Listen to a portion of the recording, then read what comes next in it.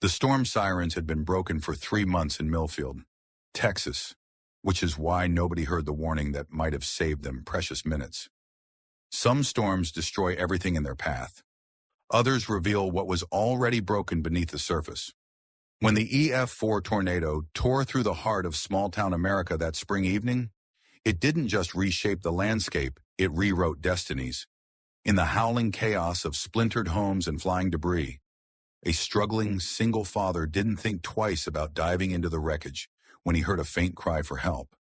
He had nothing to his name except his courage and a stubborn refusal to let anyone die on his watch. What he couldn't know as he shielded this stranger from falling beams was that she held the power to change his life forever. What he couldn't know was that 5 years earlier, her signature on a corporate document had already destroyed everything he held dear. Sometimes salvation comes from the most unlikely places. Sometimes the person you save is the same person who ruined you. And sometimes, in the aftermath of devastation, the most broken things can be rebuilt stronger than before. The tornado was just the beginning. The storm sirens had been broken for 3 months in Millfield, Texas, which is why nobody heard the warning that might have saved them precious minutes. Bob Mitchell was elbow-deep in the engine of a 2018 Ford pickup when the sky turned that sickly green color that every Texan learns to fear. The air pressure dropped so suddenly his ears popped, and the wrench slipped from his suddenly sweaty palm. "Emma," he called toward the small office attached to his garage. "You hearing this wind?" His 16-year-old daughter looked up from her physics homework. Pencil paused mid-equation. Through the grimy windows of Mitchell's auto repair, they could see debris beginning to dance in the air like some macabre ballet. Tree branches, loose shingles, and what looked like someone's patio furniture tumbled past in the increasingly violent wind. "Dad!" Emma's voice carried that particular tone she'd inherited from her mother, calm in crisis, steady as bedrock. "That's not just wind." Bob wiped his hands on his coveralls. Oil-stained fabric that had seen better years, much like everything else in his life since Margaret's death. The medical bills had taken the house, the savings, and very nearly his sanity. The garage was all he had left. This little slice of independence where he could fix things with his hands instead of watching everything fall apart around him. The roar hit them like a freight train made of pure sound. Through the windows, they watched the sky birth a monster, a massive funnel cloud dropping from the storm cells, its rotation hypnotic and terrifying. An EF4 Bob's engineer brain calculated automatically, maybe stronger. The kind that turned towns into debris fields and sent families searching through rubble for pieces of their lives. "Storm cellar," he said, but Emma was already moving toward the reinforced door he'd installed in the garage floor 3 years ago. One of the few smart investments he'd made since losing everything. The cellar was small, cramped, but it would hold. That's when they heard it. Through the howling wind and the approaching freight train roar of the tornado, a sound that stopped Bob's heart, the screech of tearing metal, followed by a woman's scream. Bob looked toward the road, where a sleek black Mercedes had been traveling just moments before. Now it lay on its side, 40 feet from the asphalt, steam rising from its crumpled hood. The tornado was less than a quarter-mile away and closing fast, its base nearly a half-mile wide and growing. "Dad, no," Emma said, reading his expression. "You can't." But Bob was already running, his construction boots pounding against the garage floor. 4 years ago, he'd watched his wife slip away one breath at a time, helpless to save her. He couldn't watch another person die while he stood by and did nothing. The wind hit him like a physical blow as he burst from the garage. Debris pelted his shoulders and back gravel, small branches, pieces of someone's roof. The Mercedes lay crumpled against an oak tree that had probably been growing since before Texas was a state. Through the spider-webbed rear window, he could see movement. "Hold on," he shouted, though his voice was instantly swallowed by the storm's roar. The car's frame had buckled, pinning the driver's door shut.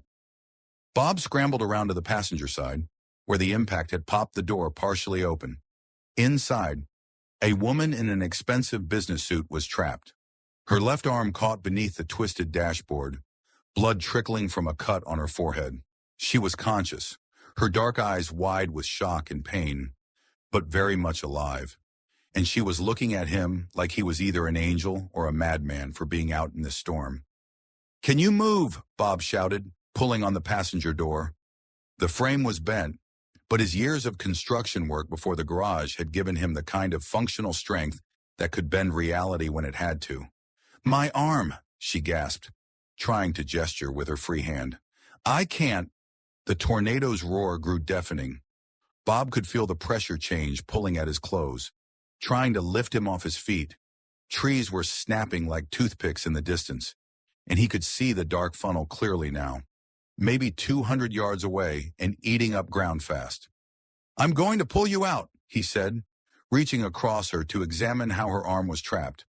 The dashboard had folded down, pinning her wrist, but it looked more like pressure than actual crushing damage.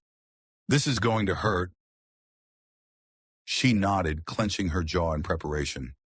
Bob braced himself against the car frame and pulled, using leverage instead of brute force. The dashboard shifted just enough, and the woman cried out as her arm came free. Bob could see it was badly bruised but not obviously broken. "Can you run?" he asked. "I think so." Bob helped her from the car, immediately wrapping his arm around her waist as the wind tried to knock them both down. She was smaller than he'd expected, maybe 5'6" in her expensive heels, but she moved with purpose despite her obvious pain. They half ran, half stumbled toward the garage, fighting wind that seemed determined to peel them away from the earth. Bob could hear Emma screaming his name from somewhere ahead, though he couldn't see her through the flying debris. A piece of metal roofing sailed past his head, missing him by inches. The garage loomed ahead like salvation. Emma stood in the doorway of the storm cellar, her face pale with terror, but her voice strong as she guided them in. "Here this way." Bob practically threw the injured woman down the concrete steps, then dove after her as the tornado's outer circulation reached the garage. The building groaned and shuddered above them as Bob slammed the storm cellar door and threw the heavy bolt. The space was maybe 8 feet by 10 feet, with concrete walls and a ceiling reinforced with steel beams. Emergency lanterns cast everything in harsh white light. Emma had already pulled out the first aid kit, her movements efficient despite the terror Bob could see in her eyes. "You're okay," Bob said to the woman, as much to convince himself as her. "We're okay. The tornado will pass." The woman nodded, trying to catch her breath. Up close, Bob could see she was probably in her late 40s, with the kind of bearing that spoke of boardrooms and private jets. Her suit was torn and dirty now, but it had probably cost more than Bob made in 2 months. Her jewelry was understated but clearly expensive, the kind of wealth that didn't need to advertise itself. "Thank you," she said, her voice carrying a slight accent he couldn't place. "I thought when I saw that storm..." The building above them screamed. Metal tore away from wood with the sound of 1,000 fingernails on a chalkboard. Something massive crashed into the garage, and dust rained down from the ceiling. The woman flinched, and Bob found himself moving closer, offering what comfort he could to a stranger he just pulled from the wreckage. "I'm Bob Mitchell," he said, trying to project calm. "This is my daughter Emma." "Victoria," the woman replied, then hesitated slightly. "Victoria Sterling." Emma looked up from where she was arranging medical supplies, her eyes widening. Bob felt something cold settle in his stomach. Victoria Sterling. He knew that name, though he'd never seen her face in the society pages or business magazines.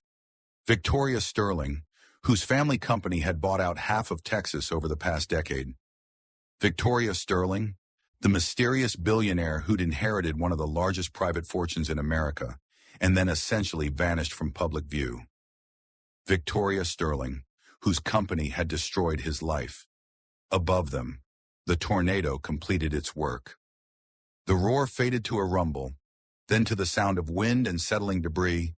In the sudden relative quiet, Bob could hear his own heartbeat, fast and hard. He looked at the woman Victoria sitting on the storage bench, holding her injured arm and trying to stop the bleeding from her forehead cut. She had no idea who he was, no idea that 5 years ago, Sterling Industries had acquired the aerospace company where Bob had worked as a senior engineer, developing satellite guidance systems for NASA. No idea that when Margaret's cancer had required months of treatment, leaving Bob to balance a demanding career with caring for his dying wife. Sterling's efficiency experts had marked him as non-essential personnel and eliminated his position. No idea that her company's decision had cost him his career, his house, his savings, and very nearly his sanity. "Are you hurt badly?" Emma asked Victoria, moving closer with the first aid kit. Bob's daughter had her mother's gift for putting people at ease, a natural empathy that made everyone feel cared for. "I don't think so," Victoria replied, managing a weak smile. "Bruised ribs, maybe a sprained wrist. Nothing that won't heal." She looked at Bob. "Thanks to your father, I owe him my life." Bob said nothing, his mind racing. Above them, the garage was probably destroyed. His business, his livelihood. The only thing standing between him and complete financial ruin gone. And here sat the woman whose corporate empire had already taken everything else from him. But as he watched Emma gently clean the cut on Victoria's forehead, as he saw the gratitude and vulnerability in this powerful woman's eyes, Bob felt the anger that had sustained him for 5 years begin to crack. She wasn't the cold corporate titan he'd imagined. She was just a person, hurt and scared and grateful to be alive. "The storm's passed," Bob said finally. "Let's see what's left up there." When they emerged from the storm cellar 20 minutes later, Millfield looked like a war zone. Bob's garage was gone, not damaged, but completely gone, as if it had been erased from the earth. The oak tree that had stopped Victoria's car was now a splintered stump. Down Main Street, he could see that the tornado had cut a path of destruction nearly a quarter-mile wide through the heart of town. Victoria stood beside him, surveying the devastation with the same stunned expression he was sure he wore. Emma moved between them, her young mind already processing, planning, figuring out what came next. She'd grown up too fast since her mother's death, forced into a maturity that no 16-year-old should need. "Our house," Emma said quietly, pointing toward where their small rental should have been visible through the trees. There was nothing there but empty space and scattered debris. Bob felt something break inside his chest. The garage, the house, his truck, everything. The tornado had taken what little Sterling Industries had left him. He closed his eyes, trying to calculate how they would survive this. His savings account had maybe $300. Emma's college fund had been emptied 2 years ago to pay for Margaret's final round of treatments. They had nothing. "Bob!" Victoria's voice was soft, tentative. "Your business. Your home, I'm so sorry."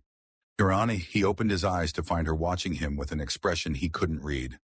Concern, certainly, but something else. Guilt, did she somehow know insurance will cover some of it? He lied, because what else could he say? That he'd let the business coverage lapse to afford Emma's school supplies? That the house insurance was basic at best and wouldn't come close to replacing what they'd lost? "Dad," Emma said, her voice carefully controlled. "What about—" She stopped herself, but Bob knew what she was thinking. "What about MIT? The acceptance letter had come 2 weeks ago, along with the financial aid package that would cover tuition, but left them responsible for room, board, and living expenses. Money they didn't have even before the tornado." "We'll figure it out," Bob said, though he had no idea how. Victoria was looking between them, clearly understanding more than she was saying. "Is there somewhere you can stay, family?" Bob shook his head. Margaret's sister lived in California, but they'd never been close. His own family was scattered, and none of them had resources to help. "The Red Cross will set up shelters," he said. "We'll manage." But Victoria wasn't listening. She was staring at something in the debris field, her face pale. Following her gaze, Bob saw a piece of metal that looked like it had come from her Mercedes license plate, bent but readable.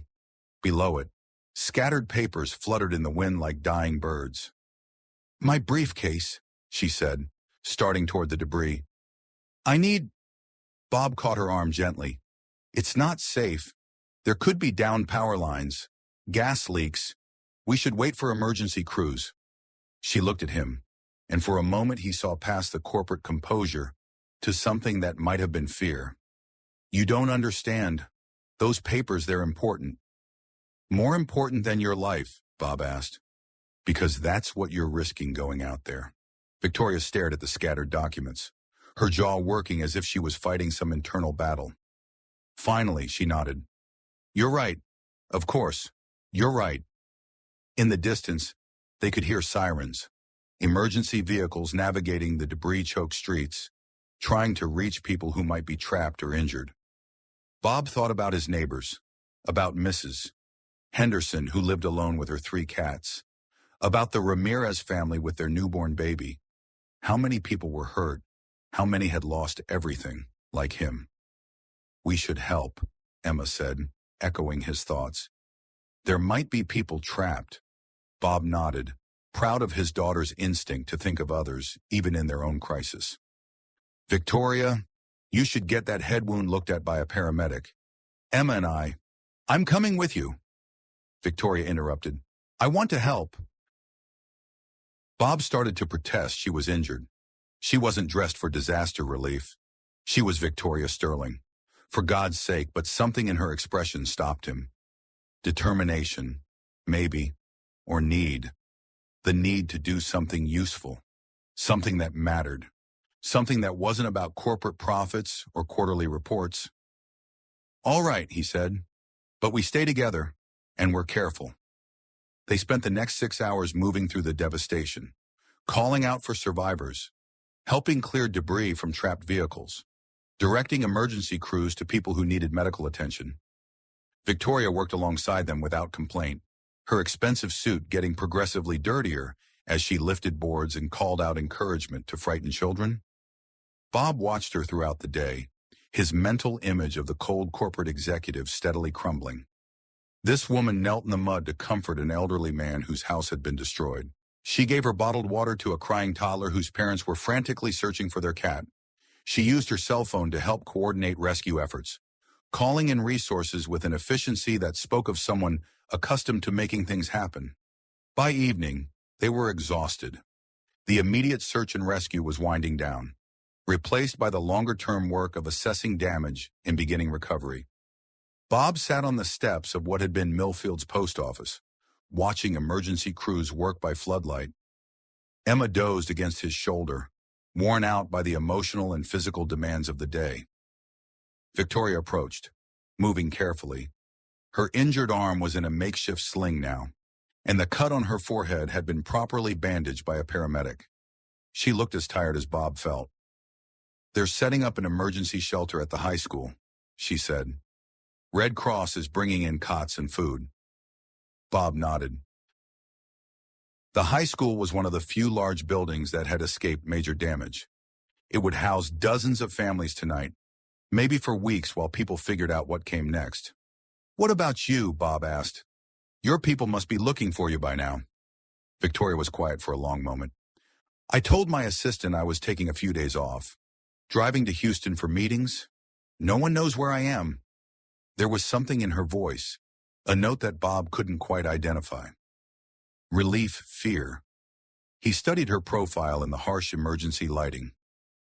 They'll worry. Maybe. She turned to look at him.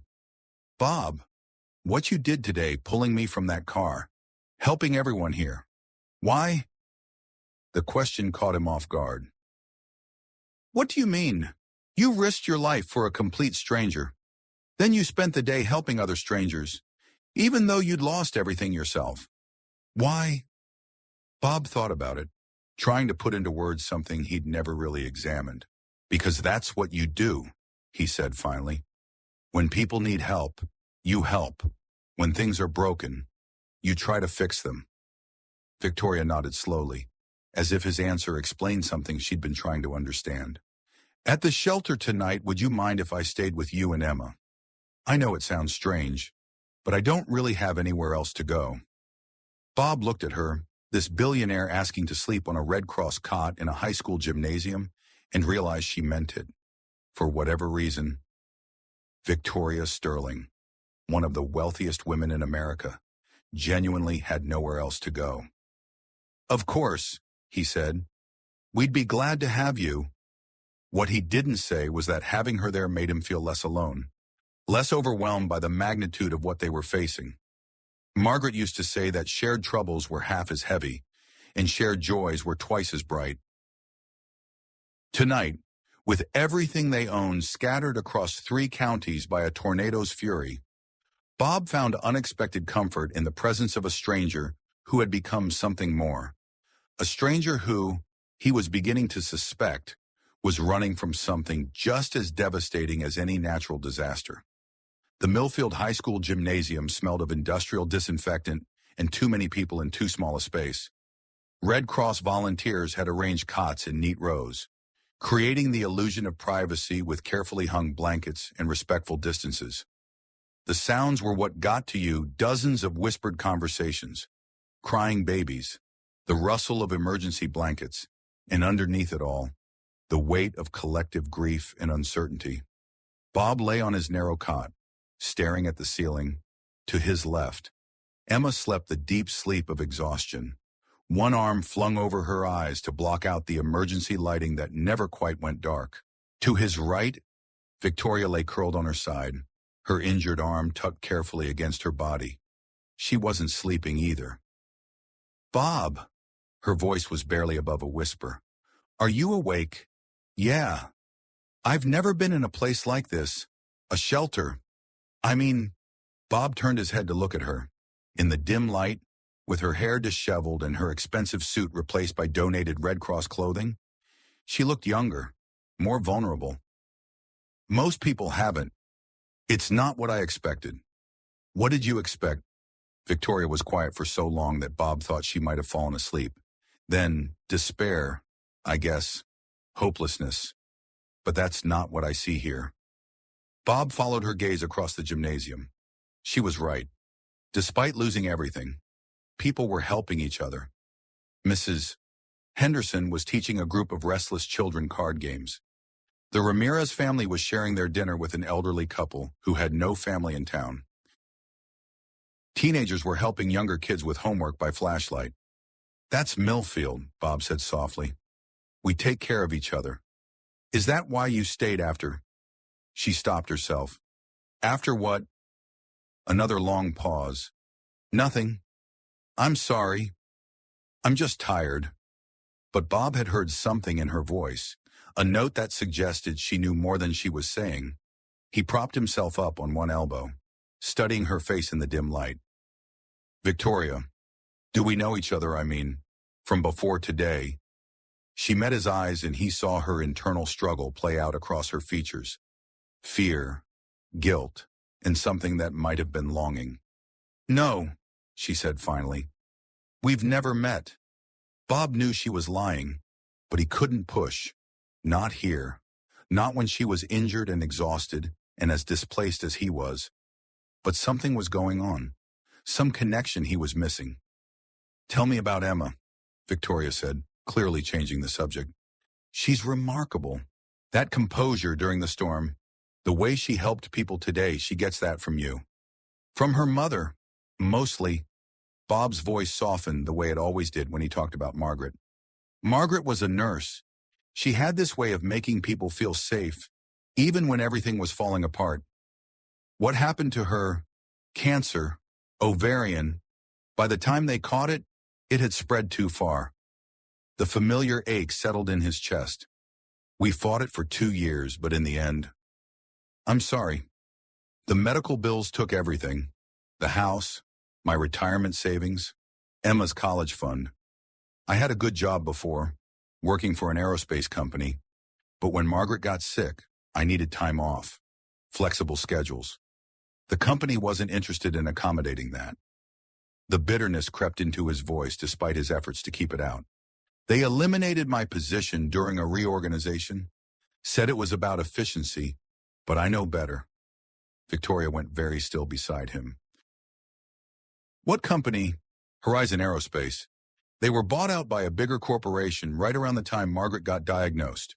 The new owners brought in consultants, streamlined operations. I was just collateral damage. Bob heard her breath catch. So softly he almost missed it. When he looked at her, her face was pale in the emergency lighting. What was the bigger corporation? She asked, though something in her voice suggested she already knew. Sterling Industries. Bob couldn't keep the anger out of his voice now. Owned by some reclusive billionaire who probably never gave a thought to the lives she was destroying? People like that, they see employees as numbers on a spreadsheet, not human beings with families and mortgages and sick wives. Victoria closed her eyes, and Bob saw her throat work as she swallowed hard. Victoria, are you all right? She opened her eyes, and they were bright with unshed tears. Bob, I need to tell you something. Before she could continue, Emma stirred on her cot, murmuring something in her sleep. Both adults froze, waiting, but she settled back into deep slumber.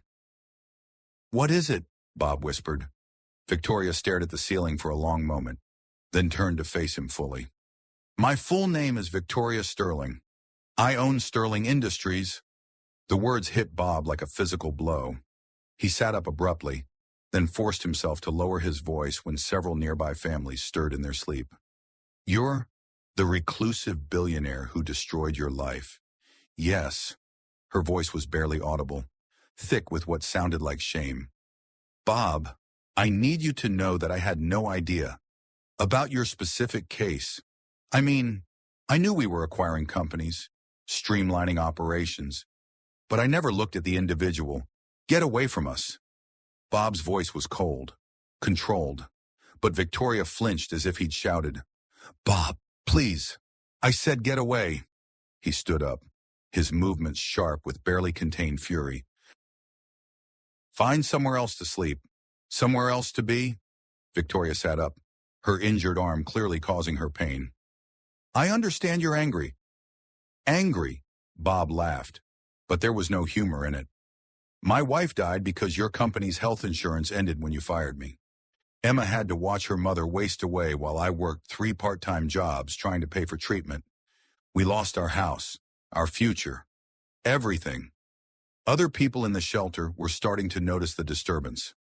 Bob forced himself to lower his voice, but the words came out like chips of ice. I pulled you out of that wreckage today. I saved your life, and you're the person who destroyed mine.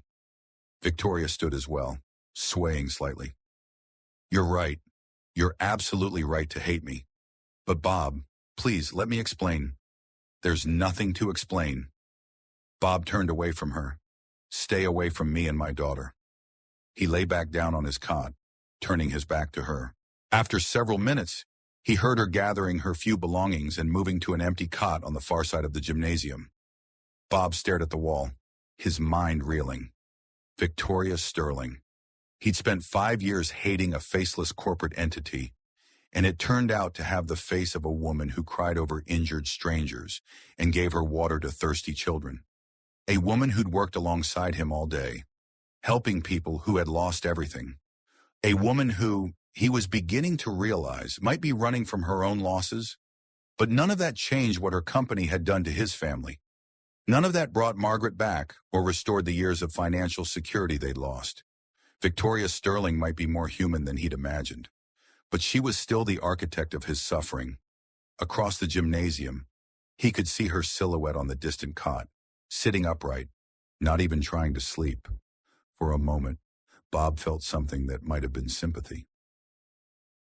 Then he remembered Margaret's final hospital bills, remembered telling Emma they couldn't afford the robotics camp she dreamed of attending, remembered the night he'd sat in his truck outside the bank, trying to figure out how to tell his daughter they were losing their home. The sympathy hardened back into anger. Victoria Sterling could sleep wherever she wanted, but she was no longer welcome near his family. Morning came too early and too bright, streaming through the gymnasium's high windows and illuminating the organized chaos of the emergency shelter. Bob woke to the sound of volunteers distributing coffee and donuts, their cheerful voices a jarring contrast to the subdued conversations of displaced families planning their uncertain futures.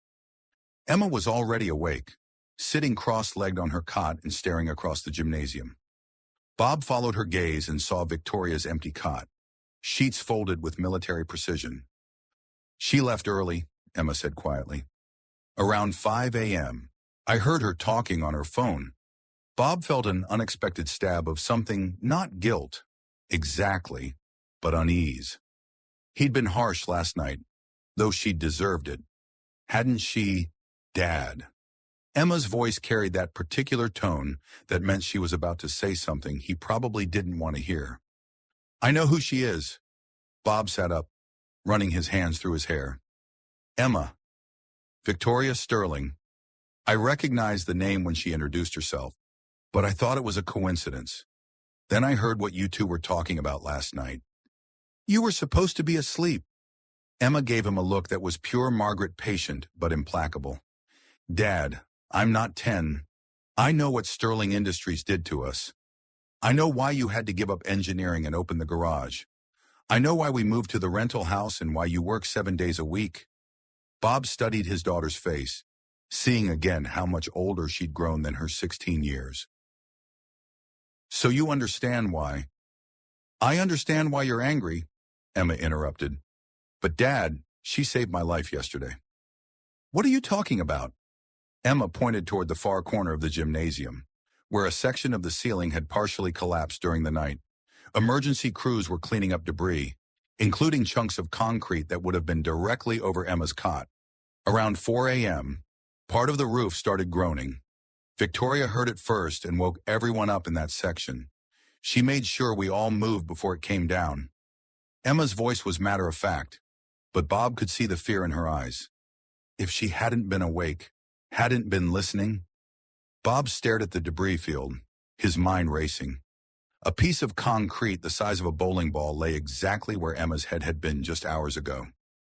Where did she go? He asked. I don't know. She just gathered her things and left. But Dad, Emma hesitated. I think she was crying. Before Bob could respond, a commotion near the gymnasium entrance drew their attention. A convoy of black SUVs had pulled up outside, and people in expensive suits were climbing out. Even from a distance, Bob could see their urgency, their barely controlled panic. Mr. Mitchell. A Red Cross volunteer approached their cots. There are some people here asking about you and your daughter. They say it's urgent. Bob and Emma exchanged glances. What kind of people? Corporate types. They mentioned something about Ms. Sterling. Bob's jaw tightened.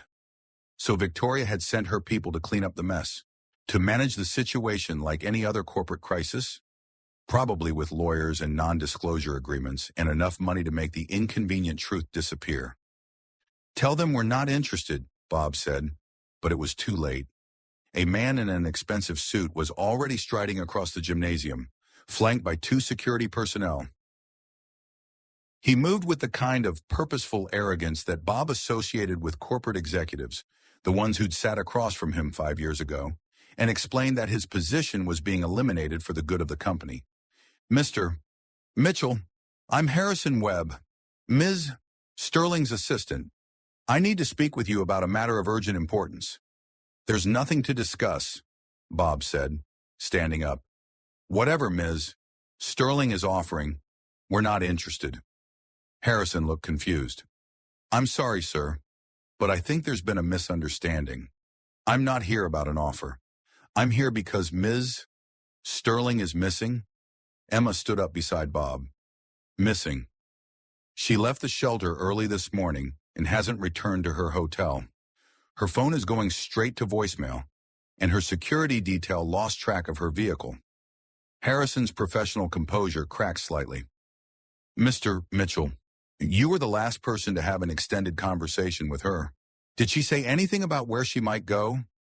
Bob felt the anger drain out of him, replaced by concern he didn't want to acknowledge. How long has she been gone? 6 hours? In normal circumstances, that wouldn't be cause for alarm. But Ms. Sterling hasn't been herself lately. Her behavior has been increasingly erratic, and after yesterday's trauma, Harrison trailed off. But Bob could fill in the blanks. Victoria was running from something, and yesterday's tornado had pushed her over some kind of edge. What kind of erratic behavior? Emma asked. Harrison hesitated, clearly debating how much to reveal. Ms. Sterling has been talking about making major changes to Sterling Industries. Radical restructuring that would essentially give away billions of dollars in assets. The board is concerned about her mental state, especially after her husband's death 5 years ago. Bob's mind raced. Victoria's husband had died 5 years ago, right around the same time Margaret had gotten sick. Right around the time Sterling Industries had acquired Horizon Aerospace. While Bob had been watching his wife waste away from cancer, Victoria had been dealing with her own devastating loss. She didn't say where she was going, Bob said finally, but she was upset when she left. Upset about what? Bob glanced at Emma, who gave him an encouraging nod. She told me who she was, about Sterling Industries. We didn't part on good terms. Harrison's expression grew even more concerned. What exactly did you discuss? For a moment, Bob considered lying, giving some sanitized version that wouldn't reveal the depth of his anger or Victoria's obvious guilt. But Emma was watching him with Margaret's eyes, and he could almost hear his wife's voice. Tell the truth. Bob, the truth is always better than the alternative. I told her that her company destroyed my family, Bob said quietly. That my wife died because Sterling Industries fired me and ended our health insurance. That she was responsible for 5 years of struggle and loss. Harrison went pale. Oh God, Mr. Mitchell, you have to understand, Ms. Sterling didn't know. She's been trying to track down the families affected by the acquisitions from that period. She's been working with lawyers and accountants to make restitution. What are you talking about? The radical restructuring I mentioned. Ms. Sterling has been liquidating non-essential assets to create a fund for families impacted by Sterling Industries' expansion in the early 2020s. She's identified nearly 200 families who lost jobs or benefits during that period. Harrison's voice grew urgent. Mr. Mitchell, your family is at the top of that list. Bob felt the world tilt slightly on its axis. She's been looking for us. For months. The plan was to reach out through lawyers, make discreet contact. But when she saw your name and address in the tornado aftermath reports, Harrison shook his head. She insisted on coming to Millfield personally, said she needed to see the community before making any decisions about the fund. Emma grabbed Bob's arm. Dad, that's why she was here. She wasn't just driving through, she came here specifically to find us. Bob thought about Victoria's behavior over the past day, the way she'd insisted on helping with disaster relief, the questions about his work history, the tears in her eyes when he told her about Sterling Industries. She hadn't been playing a role or managing a crisis. She'd been confronting the consequences of her company's actions firsthand. Where would she go, Bob asked, if she was upset, if she wanted to be alone? I don't know, Harrison admitted. Ms. Sterling is intensely private. She doesn't have close friends, doesn't confide in anyone except. He looked at Bob with dawning realization. Except apparently she confided in you yesterday. Bob closed his eyes, thinking about their conversations in the storm shelter and later in the gymnasium. Victoria had seemed drawn to their small family, fascinated by their closeness and resilience. She'd talked about never being in a place like the shelter, about not understanding why people weren't more despairing. A memory surfaced Victoria, staring at the scattered papers from her briefcase, insisting she needed to retrieve them despite the danger. Important documents that she'd ultimately left behind. The briefcase, Bob said suddenly. She was desperate to get papers from her car wreckage yesterday. What was in it? Harrison looked uncomfortable. Legal documents related to the restitution fund, contracts, financial projections, lists of affected families. He paused. And her husband's suicide note. The words hit Bob like a physical blow. Suicide. David Sterling killed himself after a series of business failures that cost Sterling Industries billions. The guilt, the pressure, it broke him. Miss Sterling has carried that briefcase with her everywhere for 5 years. She says it reminds her of the cost of corporate decisions. Bob felt something crack inside his chest. Not anger this time. but a different kind of pain. Understanding. Victoria hadn't just been dealing with grief. She'd been carrying the weight of responsibility for her husband's death, for every life her company had damaged. She might go back, Emma said quietly, to where the car crashed, to look for her briefcase. Bob was already moving, grabbing his jacket and heading for the gymnasium exit. Harrison, I need a car. Mr. Mitchell, what are you? I'm going to find her, Bob said, before she does something irreversible, because he understood now what Victoria was running from. Not just the corporate responsibility or the board's pressure, but the same crushing guilt that had nearly destroyed him after Margaret's death. The weight of feeling responsible for every bad outcome, every moment of suffering, every life that had been forever changed by forces beyond anyone's complete control. Victoria Sterling wasn't the cold corporate villain he'd imagined. She was a woman drowning in grief and guilt, trying to find some way to make amends for damage that could never truly be undone. And Bob Mitchell, who knew something about drowning in guilt, was going to pull her back from whatever edge she was approaching. Just as she had pulled his daughter back from the collapsing ceiling in the middle of the night, the wreckage of Victoria's Mercedes looked even worse in daylight. The sleek luxury sedan had been twisted into abstract art by the tornado's violence. Its black paint scored and dented, windows blown out, the frame bent at angles that defied engineering. Bob approached carefully, watching for sharp metal and unstable debris. Victoria sat in the passenger seat, or what remained of it. She'd climbed through the destroyed windshield and now sat among the wreckage. Papers scattered around her like fallen snow. Her borrowed Red Cross clothing was torn from navigating the twisted metal, and she held something in her hands that caught the morning sunlight. Victoria, Bob called softly, not wanting to startle her. She looked up, and he saw that what she held was a photograph. Even from several feet away, he could see it was a wedding picture, a younger Victoria in white, standing beside a handsome man with kind eyes and an uncertain smile. I found the briefcase, she said, her voice carefully controlled. Most of the papers are ruined, but David's note survived. She held up a piece of cream-colored stationery, elegant handwriting visible despite water damage. Amazing how the most painful things always survive, isn't it? Bob moved closer, stepping carefully over debris. Harrison told me about your husband. Victoria's laugh was bitter. Did he tell you that David killed himself because of business decisions I signed off?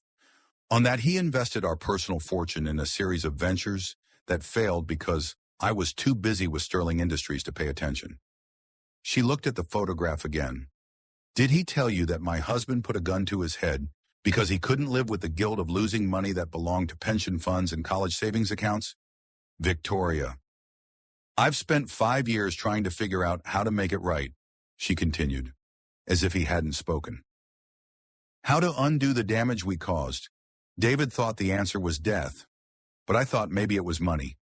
Give back what we took, help the families we hurt, rebuild what we destroyed. She gestured to the scattered papers around her. 237 families identified as directly impacted by Sterling Industries acquisitions between 2019 and 2024.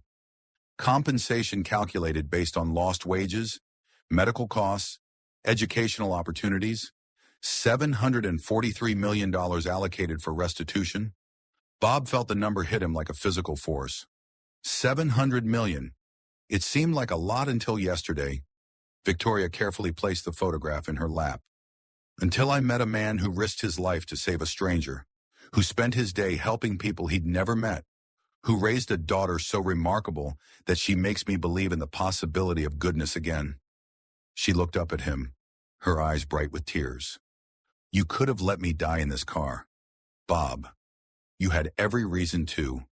Sterling Industries destroyed your life. And I signed the paperwork. I approved the acquisition that cost you your job, your wife's health care, your family's future. Victoria, you didn't know ignorance isn't innocence, she said firmly. I chose not to know. I chose to trust other people to handle the details while I focused on the big picture, the quarterly reports, the stock prices. I chose to build walls so high that I couldn't see the lives being destroyed in my company's shadow. Bob sat down on a piece of debris, studying her face. The corporate composure was completely gone now, replaced by raw vulnerability and pain. So what happens now? You disappear. Let guilt eat you alive the way it did your husband. Victoria flinched as if he'd slapped her. Maybe that would be justice. Justice for who? Bob's voice grew sharp. For the families you're trying to help. For the $700 million that would just sit in some corporate account instead of changing lives. For Emma, who was planning to give up her MIT dreams because we can't afford college. Victoria looked at him in surprise. Metrum. Full academic scholarship, Bob said, pride creeping into his voice despite everything. But we can't cover room and board, living expenses. She was going to stay in Texas, go to a local school, take out massive loans. He paused. Yesterday, before the tornado, she told me not to worry about it, that she'd figure out a way. Do you know what that means? It means my 16-year-old daughter was planning to sacrifice her dreams to protect me from more financial stress. Bob, so don't talk to me about justice. Victoria, justice isn't you sitting in a wrecked car feeling sorry for yourself. Justice is making sure Emma gets to MIT. Justice is helping families rebuild their lives. Justice is you getting up, going back to your company, and making sure this never happens again. Victoria stared at him for a long moment. You're not what I expected. Neither are you. She carefully gathered the scattered papers, most too damaged to read, but precious nonetheless. The board wants to have me declared mentally incompetent. They think the restitution fund is a sign of instability, that I'm making irrational decisions based on grief. Are you? Victoria considered the question seriously. Probably. But I've been making rational decisions for 5 years, and they led me to sitting alone in a mansion, eating dinner for one every night, surrounded by wealth that feels more like a prison than a blessing. She looked at the wedding photograph again. Maybe a little irrationality is what I need. Or maybe you need help, Bob said quietly. People who understand what you're trying to do. People who can make sure the money actually reaches the families who need it, instead of getting lost in corporate bureaucracy. What are you suggesting? Bob thought about Emma's face when she'd opened the MIT acceptance letter, about his years of engineering experience, gathering dust while he changed oil and rotated tires. About Victoria's obvious isolation and desperate need for genuine human connection. Partnership, he said finally. You have resources and good intentions. I have real-world experience with what families like mine actually need. Emma has the kind of brilliant, innovative mind that could help design programs that actually work. Victoria stared at him. You want to work with me after what my company did to your family. I want to work with you because of what your company did, Bob corrected. You can't undo the past, Victoria, but you can build a better future. We both can. He stood up, offering her his hand. But not if you're sitting in a wrecked car, drowning in guilt. David couldn't live with what happened. But you can make it mean something. Victoria looked at his outstretched hand for a long moment. The board will fight us. They'll say I'm being manipulated by someone with a financial interest in the fund. Let them try. Bob's smile was sharp. They'll be fighting a man who knows exactly how corporate cost-cutting works, and a teenage genius who wants to revolutionize sustainable technology. Plus a billionaire who's finally figured out what her money is actually for. Victoria took his hand, letting him help her up from the wreckage. This is insane. The best things usually are. As they walked away from the destroyed Mercedes, Victoria clutching her husband's photograph and the surviving documents, Bob felt something he hadn't experienced in 5 years' hope. Not just for Emma's education or their financial future, but for the possibility that tragedy could be transformed into purpose. Behind them, the tornado's path of destruction stretched across Millfield like a scar.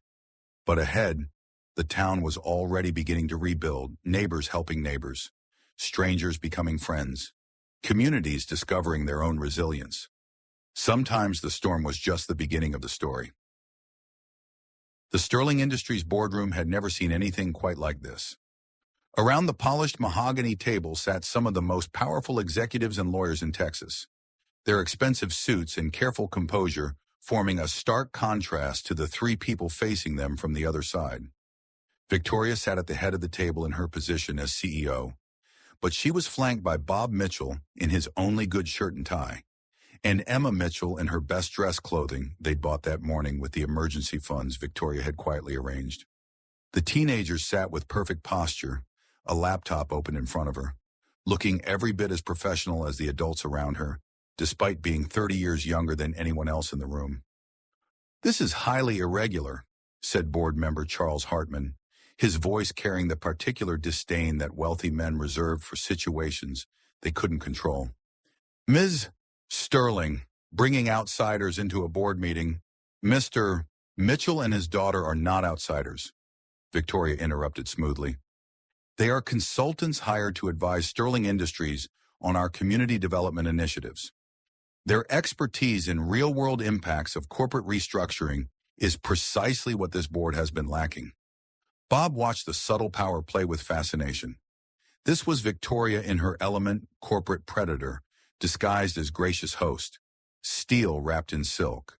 She'd spent the past 3 days coaching him and Emma on board dynamics, teaching them to read the political currents and hidden agendas that govern rooms like this. "The proposed restitution fund," continued board member Margaret Volkov, "represents an untenable financial commitment. $743 million in direct payments, plus the administrative costs, will improve our public image and reduce potential legal liability," Emma said calmly, her young voice cutting through the corporate speak like a knife. "I've run the numbers. Sterling Industries spends more than that amount every 2 years on legal fees defending against wrongful termination suits and regulatory violations."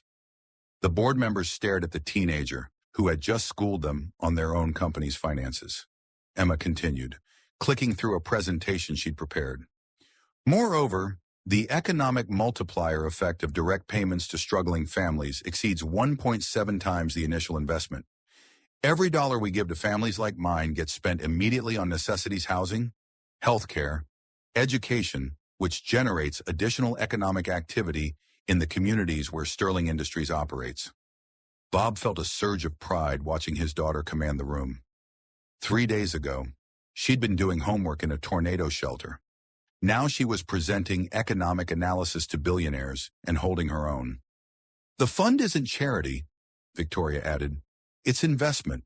Investment in the communities where we want to expand, in the goodwill that makes local partnerships possible, in the kind of sustainable growth that builds long-term value." Board member James Richardson leaned forward. "And what role would Mr. Mitchell play in this initiative?" Bob cleared his throat, fighting the nervousness that always hit him in rooms full of people whose monthly salaries exceeded his annual income.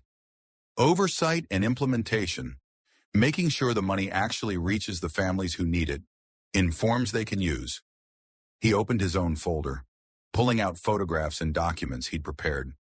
"Most corporate assistance programs fail because they're designed by people who've never been poor. You offer job training for positions that don't exist. You provide vouchers for services that aren't available in rural areas. You create application processes so complex that the people who most need help can't navigate them." Bob laid out a photo of their destroyed garage. "When the tornado hit, we needed shelter, food, and medical care. The Red Cross provided all three within hours. They didn't ask for credit checks or employment verification. They didn't require us to attend mandatory seminars on financial responsibility. They just helped." "The Mitchell model," Emma added, advancing to the next slide in her presentation, "is direct assistance with minimal bureaucracy, cash payments sized to each family's specific situation, delivered with dignity and respect." Victoria watched the board members' faces, reading their objections before they could voice them. "I know what you're thinking, that direct cash payments are risky, that families might misuse the money, that we can't control outcomes." She stood up, moving to the window that overlooked downtown Houston's gleaming business district. 5 years ago, I thought the same way. I believed that corporate efficiency and market discipline were the best ways to help people. That if we just created enough wealth at the top, it would eventually benefit everyone. Victoria turned back to the room. Then my husband killed himself because he couldn't live with the consequences of decisions we'd made in boardrooms just like this one. Decisions that seemed rational and necessary and profitable, right up until they destroyed lives. The room was silent. Board members shifted uncomfortably, unused to such personal revelations in corporate settings. The Mitchell family lost everything because of our efficiency, Victoria continued. Bob Mitchell went from being a senior aerospace engineer to changing oil in a small-town garage.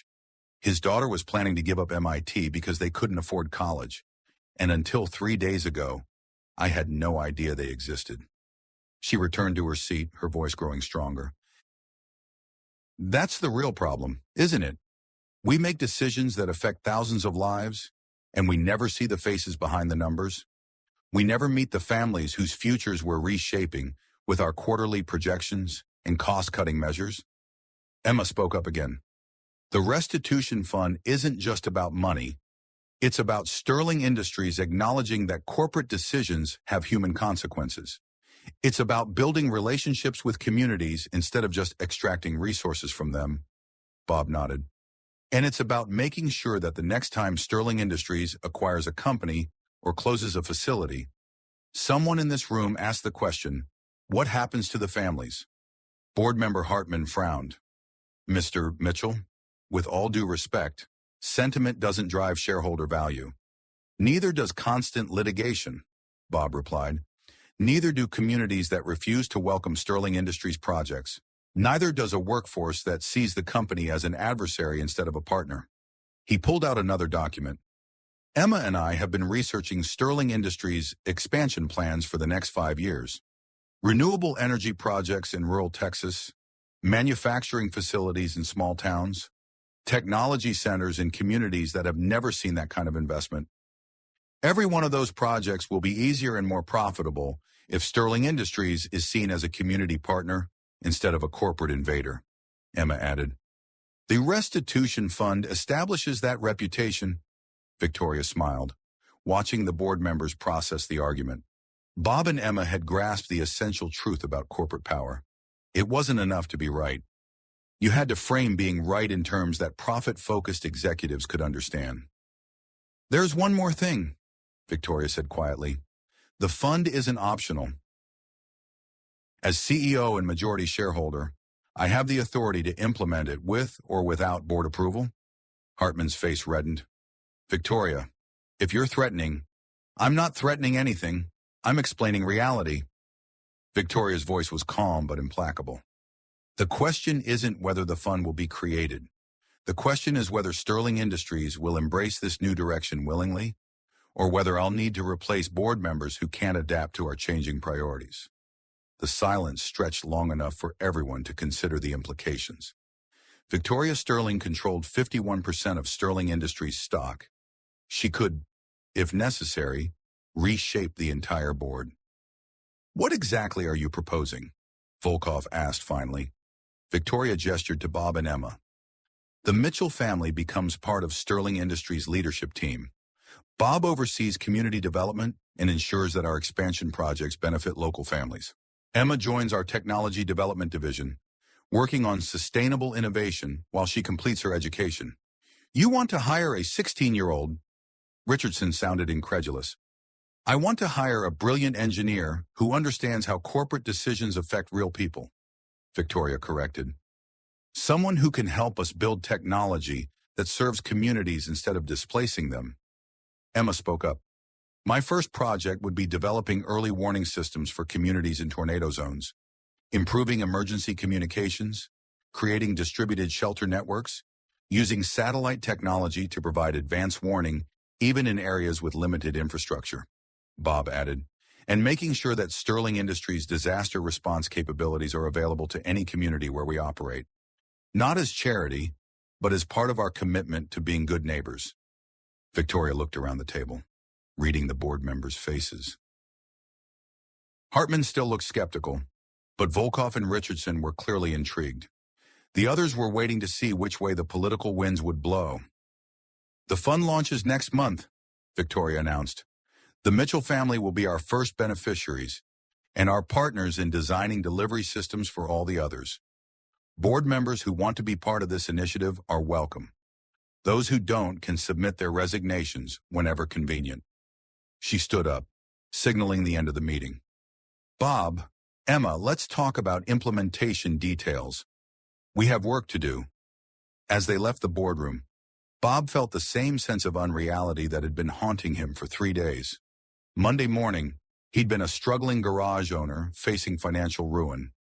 Thursday afternoon, he was walking out of a corporate boardroom as a partner in a $750 million initiative. "Think they'll fight us?" he asked Victoria quietly.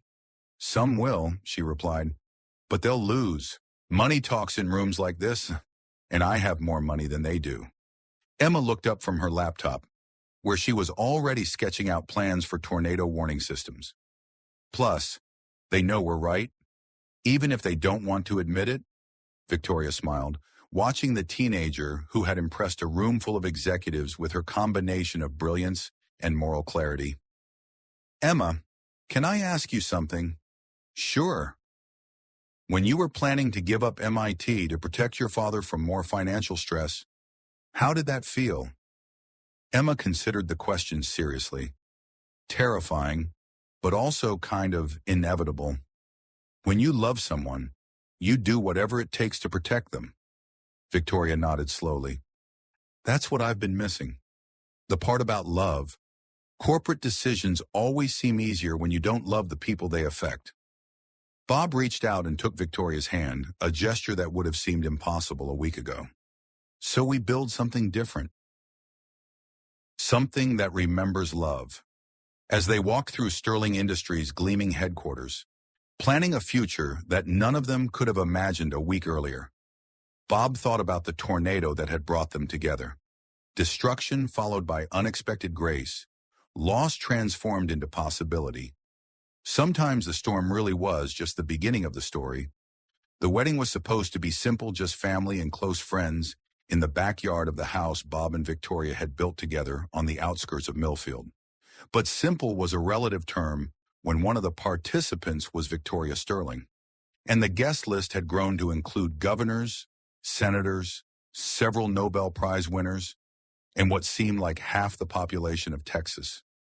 "Dad, you look nervous," Emma said, adjusting Bob's tie for the 3rd time. At 19, she'd grown into the brilliant young woman everyone had predicted she'd become, splitting her time between MIT's doctoral program and Sterling Industries' Innovation Lab. Her latest project, a network of community resilience centers that combined tornado shelters with technology hubs, was being implemented across the Midwest. "I'm not nervous," Bob lied, tugging at his collar. "I'm just overwhelmed." Through the window of the bedroom that had become his dressing room, he could see the chaos of preparation outside. Victoria's event planners had transformed their modest backyard into something that belonged in magazines, but they'd done it with sensitivity to the community setting. Local vendors provided the food, Millfield High School's choir would perform, and Mrs. Henderson from the old shelter was making the wedding cake. "She loves you," Emma said simply. "Everything else is just details." Bob looked at his daughter, poised, confident, radiant with the kind of happiness that came from knowing her future was limitless. 3 years ago, she'd been prepared to give up her dreams to protect him from financial stress. Now she was revolutionizing disaster preparedness technology and dating a young physicist who made her laugh until she snorted. "How did we get so lucky?" he asked. Emma smiled. "We almost died in a tornado. You rescued a billionaire. She turned out to be the person whose company had ruined our lives. You both got over your issues and fell in love. And now Sterling Industries is the most respected corporation in America for community development." She shrugged. "Pretty standard love story." "Really?" Bob laughed, feeling some of the tension leave his shoulders. "When you put it like that..." A knock at the door interrupted them. Harrison Webb, now Victoria's chief of staff and one of Bob's closest friends, peeked in. "5 minutes, Bob. Victoria's ready when you are." Bob nodded, taking a deep breath. Outside, he could hear the string quartet beginning the processional music. In a few minutes, he would walk down an aisle lined with people whose lives had been changed by the Sterling Mitchell partnership. As the media had dubbed their collaboration, there was the Rodriguez family from the original tornado shelter, whose son was now attending Stanford on a Sterling Industries scholarship. The construction crew from Bob's old garage, who now operated one of the most successful green building companies in Texas. The board members who had initially opposed the restitution fund, several of whom had become genuine friends as they'd seen the program's success. And scattered throughout the crowd were representatives of the 237 families who had received assistance through the fund, not just money, but partnerships, opportunities, and ongoing support that had helped them rebuild their lives. "Dad," Emma said softly, "look." Through the window, Bob could see Victoria emerging from the house. She wore a simple white dress that somehow managed to be both elegant and approachable, much like Victoria herself had become over the past 3 years. Her hair was styled loosely, and she carried a bouquet of wildflowers that she'd picked herself that morning. But what took Bob's breath away wasn't her beauty, though she was undeniably radiant. It was her smile, genuine, unguarded, full of joy and anticipation.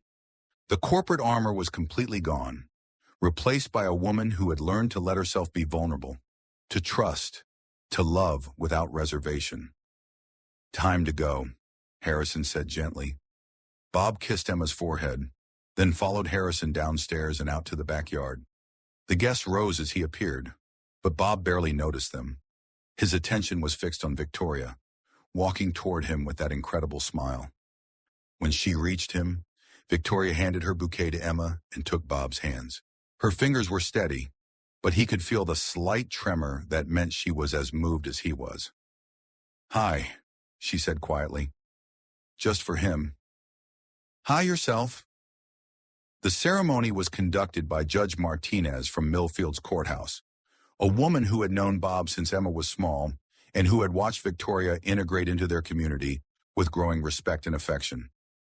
"We're gathered here today," Judge Martinez began, "to celebrate something that started with disaster and grew into something beautiful. Bob and Victoria found each other in the aftermath of destruction, and they've spent the past 3 years proving that even the worst storms can lead to new beginnings." Bob listened to the familiar words, but his attention was focused on Victoria's face. 3 years ago, she'd been a woman in hiding, isolated by wealth and guilt. Now she was surrounded by genuine friends, engaged in work that gave her life meaning, planning a future built on love and partnership. "The vows," Judge Martinez prompted. Victoria went first, her voice clear and strong. "Bob, you saved my life in that tornado, but more than that, you saved me from the prison I'd built round myself. You taught me that wealth without purpose is just elaborate poverty, and that the most valuable thing I could ever possess was your trust." She squeezed his hands. "I promise to love you with the same courage you showed when you ran into that storm. I promise to build our future together with the same care you put into raising Emma. And I promise that whatever challenges we face, we'll face them as partners." Bob felt his throat tighten with emotion. "Victoria, when I pulled you from that wreckage, I thought I was just doing what anyone would do. But you showed me that saving someone's life is just the beginning. You have to help them live it, too." His voice grew stronger. "You gave me back my purpose, my profession, my faith in the future. But most importantly, you gave me a partner who shares my belief that the most important thing we can do is take care of each other." He smiled. "I promise to love you through whatever storms come our way. I promise to keep building something beautiful with you. And I promise that our home will always be a place where love wins. By the power vested in me by the state of Texas," Judge Martinez said, her voice warm with affection, "I now pronounce you husband and wife. Bob, you may kiss your bride." The kiss was soft, sweet, and full of promise.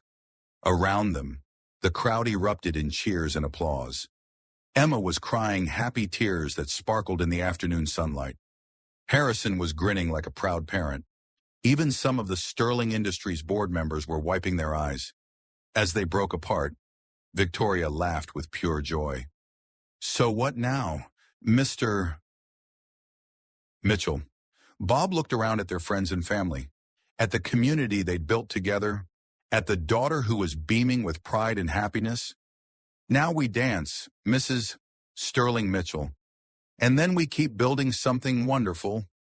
The reception lasted until well after midnight, filled with stories and laughter, and dancing under string lights that turned the backyard into something magical.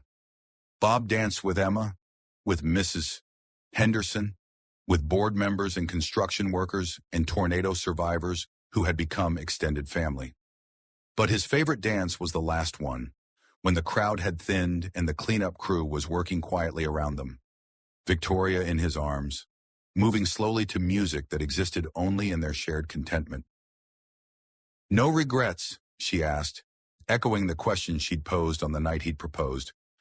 Bob thought about the long journey that had brought them here from the storm that had nearly killed them both to this moment of perfect happiness. The path had been complicated, sometimes painful, often uncertain, but it had led to this love, partnership, purpose, and the promise of building something lasting together. "None," he said, spinning her slowly under the stars. "Not a single one." In the distance, the lights of Millfield twinkled like earthbound stars.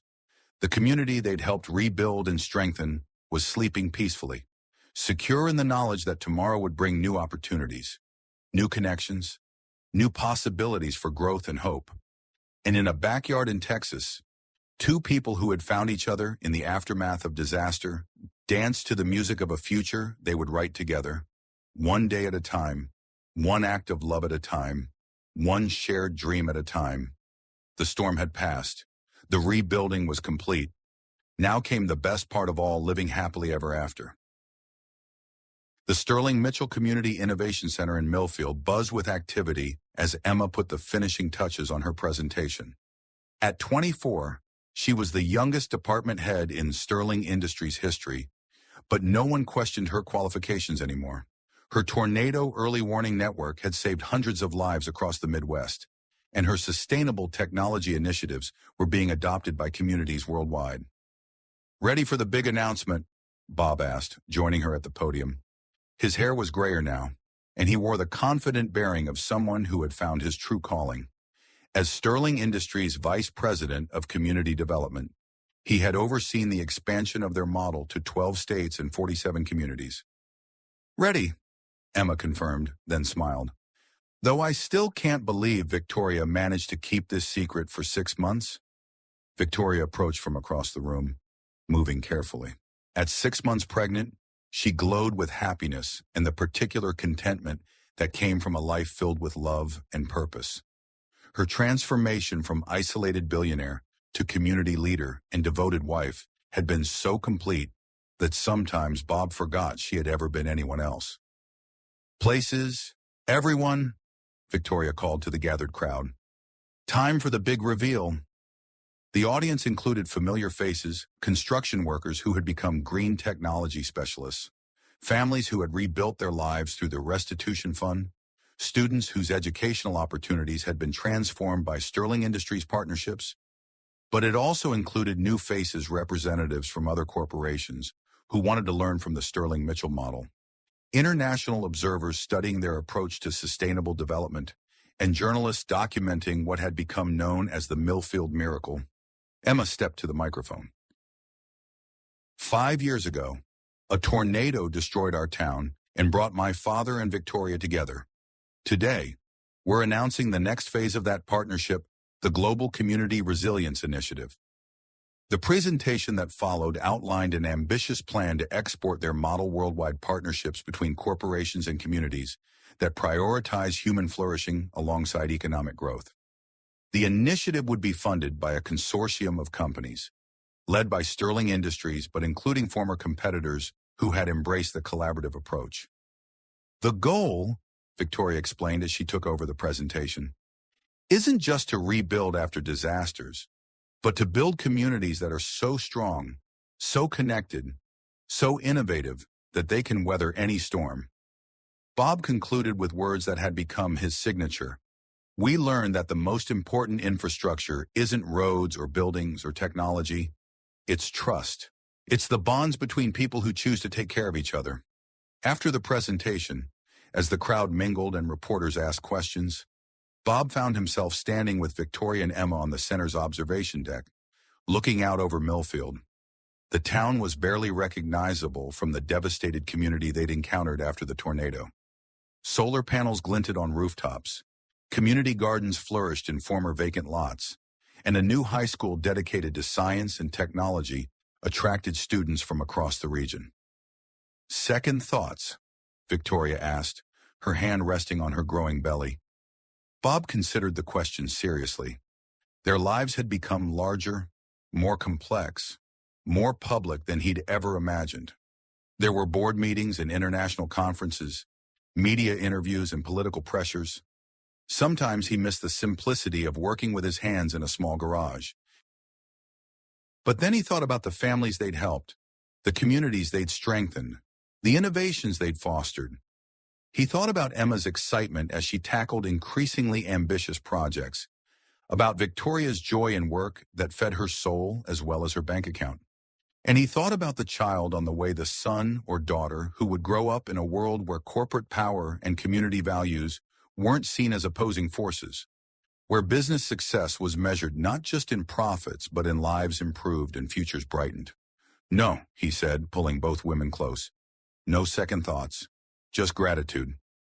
As the sun set over Millfield, painting the sky in shades of gold and pink, the three of them stood together planning their next adventure. The storm that had brought them together was long past, but the work of building something beautiful would continue for the rest of their lives. And somewhere in the distance, barely audible but unmistakably present, was the sound of a community at peace, children playing, neighbors talking, dreams taking root in the fertile ground of hope and love and second chances. The tornado had rewritten their destinies, but they had chosen to make that story one of triumph.